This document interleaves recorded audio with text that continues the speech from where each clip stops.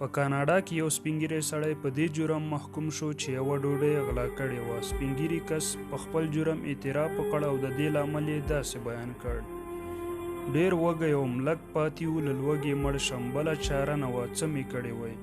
قاضي ورته وویل: ته چې په خپله اعتراف کوې چې غلا دې کړې، نو په دې اساس زه تا $10 جریمه کوم، خو دا چې تا سره $10 نشته، نو زه یې له خپل اړخه ستا جریمه ورکوم. په محکمه کې د خاموشي فضا خپره شوه. قاضي ټولو حاضرینو ته وویل چې زما په ګډون تاسو ټول به $10 جریمه محکوموم.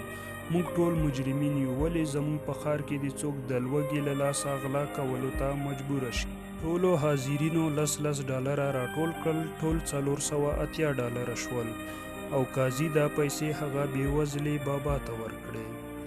مرحوم شیخ شعراوي وایي: که د مسلمانانو په ښار کې مو کوم فقیر تر سترګو شو، نو پوه شئ چې د هغه ښار شتمنو خلکو د ښار د خلکو مال غلا کړی. راځئ اجازه ورنکړو چې انسانیت په موږ کې ووژل شي. د انسانیت مرګ د ټولو خوبیانو مرګ دی. دې ته وایي عدالت رسا.